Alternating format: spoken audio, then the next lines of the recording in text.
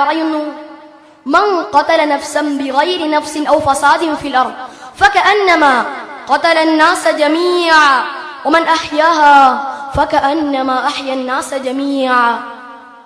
എത്ര മഹത്തരമാണ് പരിശുദ്ധ ഖുർആനിന്റെ ബോധനം. ലോകത്തെ മുഴുവൻ ആശങ്കയിലാഴ്ത്തുന്ന മാരക വിപത്താണ് യുദ്ധം.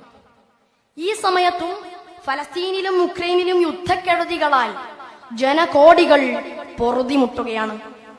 എത്ര ദശാബ്ദങ്ങൾ പിന്നിട്ടാലും ഏറെ നടുക്കത്തോടെ ഓർമ്മകളിൽ ഇരമ്പിയെത്തുന്ന പേരുകളാണ് ഹിരോഷിമയും നാഗസാക്കിയും.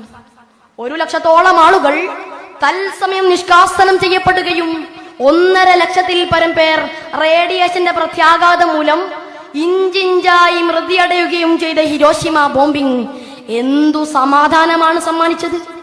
4630 കിലോഗ്രാം ഭാരവും 3.5 മീറ്റർ നീളവും വരുന്ന ഫാറ്റ്മാൻ അങ്ങ് നാഗസാക്കിയിൽ പതിച്ചപ്പോൾ 3 ലക്ഷത്തോളം മനുഷ്യജീവന്റെ തുടിപ്പുകളാണ് നിലച്ചത്.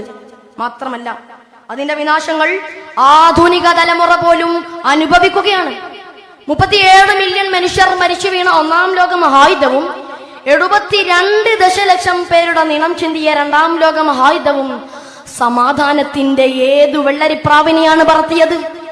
യുദ്ധം സമാധാനം ഉണ്ടാക്കുകയല്ല, മറിച്ച് മാനവകുലത്തിന്റെയും പ്രകൃതിയുടെയും സന്തുലിതാവസ്ഥക്കും സ്വസ്ഥതക്കും ഭംഗം വരുത്തുകയാണ് ചെയ്യുന്നത്.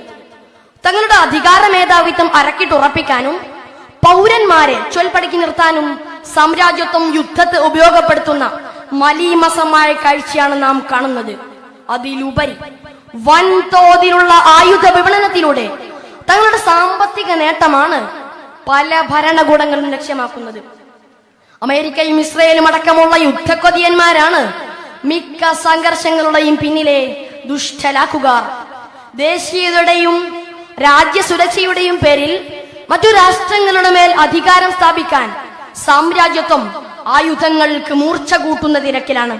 പശ്ചിമേഷ്യയുടെയും ഇറാനിന്റെയും നീലാകാശത്ത് ഉരുണ്ടുകൂടുന്ന പുതുയുദ്ധത്തിന്റെ കാർമേഘങ്ങൾ സൃഷ്ടിക്കുന്ന അലോസരം ചെറുതല്ല. യുദ്ധം വരുത്തിവെക്കുന്നത് നഷ്ടങ്ങളുടെ കൂമ്പാരങ്ങളാണ്. പാവപ്പെട്ട ഗസയുടെ തെരുവീഥികളിലേക്ക് ഞാനും നിങ്ങളും ഒന്ന് കണ്ണോടിക്കുമ്പോൾ എത്ര പിഞ്ചോമനകളാണ് ഓരോ നിമിഷവും വെടിയുണ്ടകൾക്കിരയാവുന്നത്. മൃതിയടയുന്നവരുടെ അക്കക്കണക്കുകൾക്കപ്പുറം അംഗവിച്ഛേദം സംഭവിച്ച ആയിരങ്ങളുടെ ആർത്തനാദങ്ങൾ ആരെങ്കിലും അറിയുന്നുണ്ടോ? നിലം പരിശായ ഭവനങ്ങളിൽ നിന്നും പ്രാണരക്ഷാർത്ഥം അഭയാർത്ഥി ക്യാമ്പുകളിലെത്തി നരകതുല്യമായ ജീവിതം നയിക്കുന്നവർ, അന്നവും അറിവും മുറിവിനുള്ള മരുന്ന് നിഷേധിക്കപ്പെട്ട് തെരുവിലലയുന്ന ബാല്യകുമാരങ്ങൾ, യുദ്ധങ്ങൾ ബാക്കി വയ്ക്കുന്ന നഷ്ടങ്ങളുടെ കണക്കിൽ മുഖ്യമാണ് ഭക്ഷ്യക്ഷാമം. ഇനിയും അവസാനിച്ചിട്ടില്ലാത്ത റഷ്യ ഉക്രൈൻ സംഘർഷത്തിന്റെ മുൻപ് ആഗോളതലത്തിലെ കൊടും പട്ടിണിയുടെ കണക്ക് പരിശോധിച്ചപ്പോൾ 135 മില്യൺ ആളുകളാണെങ്കിൽ ഇന്ന് അത് 276 ആയി ഉയർന്നിട്ടുണ്ട്. യുദ്ധക്കടികന്മാരായ രാഷ്ട്ര നേതാക്കളോടും രാജ്യങ്ങളോടും എനിക്ക് പറയാനുള്ളത് ഒരൊറ്റ കാര്യമാണ്. ലിയോ ടോൾസ്റ്റോയുടെ വടികളിൽ അതിങ്ങനെ വായിക്കാം: യുദ്ധം മത്സരത്തിന്റെയും പരസ്പര ശത്രുതയുടെയും കശാപ്പിന്റെയും അവസ്ഥയാണ്. അതിന് സഹോദര്യത്തിന്റെ ആശയവുമായി ബന്ധപ്പെടുത്തുക എന്നത് അസാധ്യമാണ്. മനുഷ്യ മനസ്സുകളിൽ പരിവർത്തനത്തിന്റെ ഗീതം മുഴക്കേണ്ടത് യുദ്ധത്തിലൂടെയല്ല.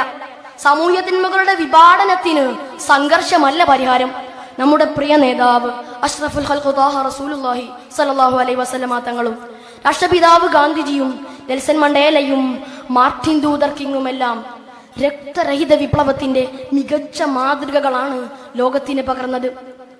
അതിലുപരി വിശുദ്ധ ഖുർആനിൽ അല്ലാഹു തആല പറയുന്നു: മൻ ഖതല നഫ്സൻ ബിഗൈരി നഫ്സിൻ ഔ ഫസാദിൻ ഫിൽ അർദ് ഫകഅന്നമാ ഖതല الناس ജമീഅ വമൻ അഹ്യാഹാ ഫകഅന്നമാ അഹ്യ الناس ജമീഅ.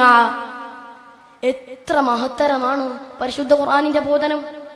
യുദ്ധരഹിതവും സമാധാനപൂർണവുമായ നല്ല നാളുകൾ സാർത്ഥകമാക്കാൻ നമുക്ക് ഏവർക്കും സ്വപ്നങ്ങൾ നെയ്യാം, പ്രാർത്ഥിക്കാം, പ്രവർത്തിക്കാം.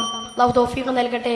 അസ്സലാമു അലൈക്കും വറഹ്മത്തുള്ളാഹി വബറകാതുഹു. വിശുദ്ധ ഖുർആൻ ഈജിപ്തിലെ അലക്സാൻഡ്രിയൻ കുംഭഗോപുരങ്ങളും റോമിലെ ശിലാഖണ്ഡങ്ങളും ഏതൻസിലെ വെണ്ണക്കൽ നിശബ്ദതയും വിളംബരം ചെയ്യുന്ന സന്ദേശം എന്തായിരിക്കും? പിരമിഡും കൊളോസിയവും കാലം കവർന്നെടുത്ത ലോക സാമ്രാജ്യങ്ങളുടെ രമ്യഹർമ്മങ്ങളും ശോകനാദത്തോടെ വിളിച്ചു പറയുന്നത് എന്തായിരിക്കും?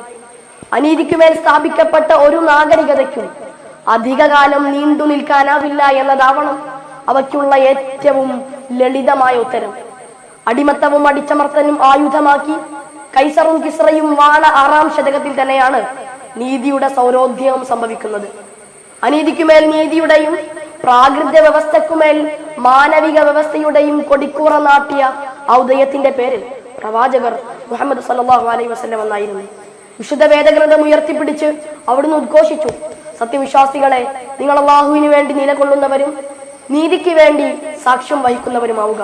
ഒരു ജനതയോടുള്ള നിങ്ങളുടെ അമർഷം അവരോട് അനീതി ചെയ്യാൻ നിങ്ങളെ പ്രേരിപ്പിക്കാതിരിക്കട്ടെ.